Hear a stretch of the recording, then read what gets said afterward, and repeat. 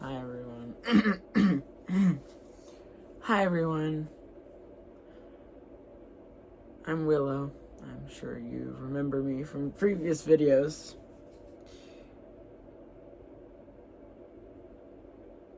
I wanted to do something a little bit differently and just talk to the camera directly today. Not really about anything personal, but just my general thoughts on episode 9 of The Amazing Digital Circus as somebody who's never really seen the show before, but saw the 9th episode.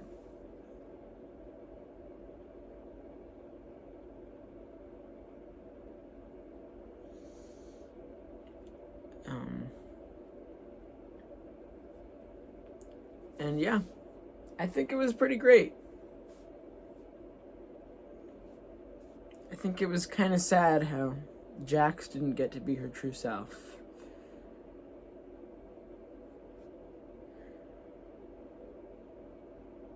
But I actually want to talk about Pomni.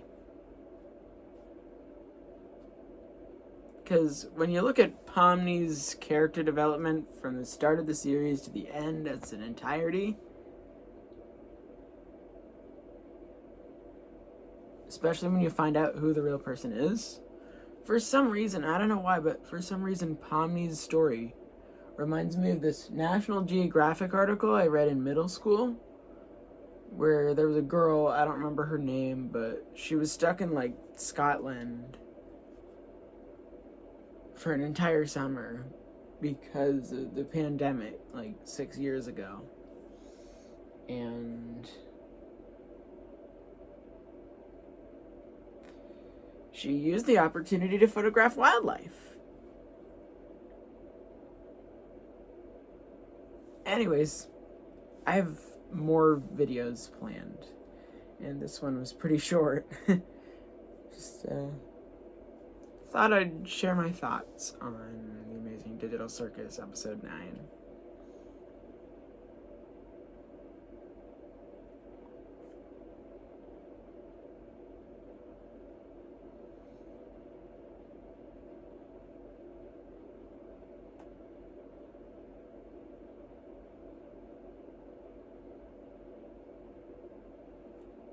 The episode's really interesting, and it poses a lot of questions about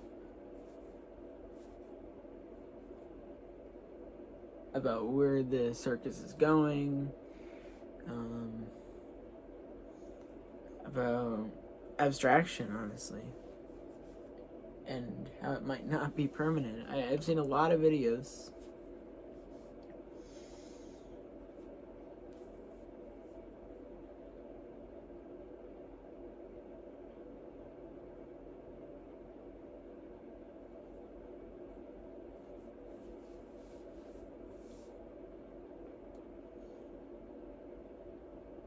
As for my favorite character, I have to say Ragatha. There's just a really kind and sweet energy to her that feels like that neighbor who isn't home often, but when they are, they're really sweet and kind and helpful. And that hug between the two of them in the episode, it actually almost got me crying a little. I don't cry easily, but that almost got me. I really loved the hug between the two of them. It reminded me of that hug. I don't know if you saw the Bluey short Monster Mask. It's a fan-made short, and it doesn't really have any dialogue, but you can add in the fun little dialogue. I think the purpose was to add in the dialogue yourself. I'm not exactly sure about that, but yeah, that's what I'd guess. And it's a pretty cute short film. I'll probably link it in the description. And the other thing is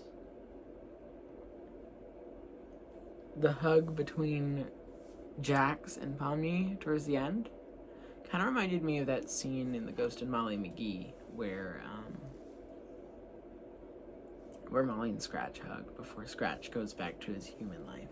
And by the way, I do think Scratch remembers her, at least subconsciously. Why else would he have said, "Arrivederci, Moll," at the end? Right? Like, if he remembers her name, maybe that sparked something in him. And the fact that he used "inhappifying," I think that can imply he remembers a little bit more than he let on. Of course, I don't think he remembers everything because of the short film that episode's based on. If you want more insight into that, I recommend checking out Chandler Darrach's video on the finale of The Ghost and Molly McGee. But before you watch that, you should probably watch the beginning of The Ghost and Molly McGee. It's a really good show with a strong sense of community, and oh, I got the hiccups. It's one of my personal favorites. My favorite episode has to be the bandshell one. It highlights the importance of third places. Now, if you don't know what that is, I'm assuming a lot of people do, but if you don't know what that is, your first place is like your home. Your second place is where you go to school or you go to work. Usually the place where you're most productive. And your third place is just a place to chill and hang out. It could be, and it has to be outside of those two places. It could be the library. It could be a park that's like 4 blocks from your house. It could be the town bandshell that some 13-year-old wanted to bring back, and so they somehow got the support of the entire town. That's what happened in that episode. And it actually motivated me to work on my civic action project, picking up recycling and trash from a path near my house.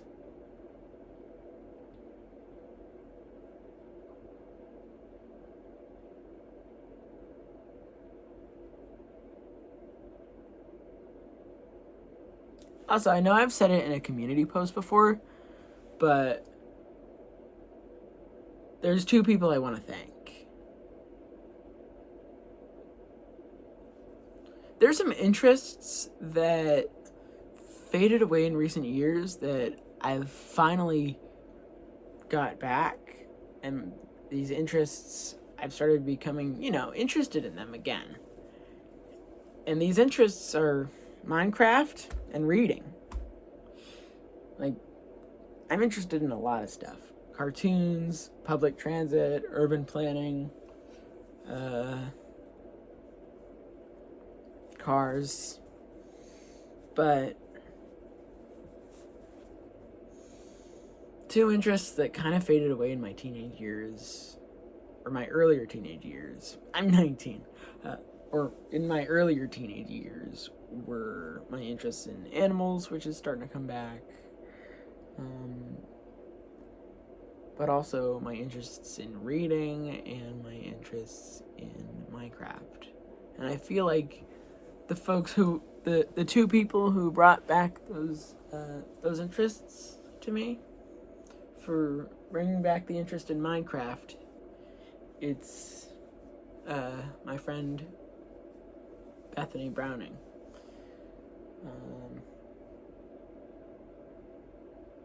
I might also have a link to her channel in the description.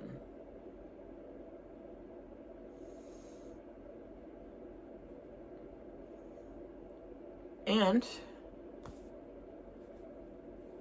I think I'll put in a link for another channel for Aaron Router, or Rodder. I think it's pronounced Router. I'm not 100% sure. But her most popular video is her reading the first 18 Diary of a Wimpy Kid books, which at the time were the only books that existed in the franchise. And that's incredible. 18 books in one sitting, in one video. That made me want to read the whole series again. And I haven't started, but, nothing's really stopping me from wanting to start, because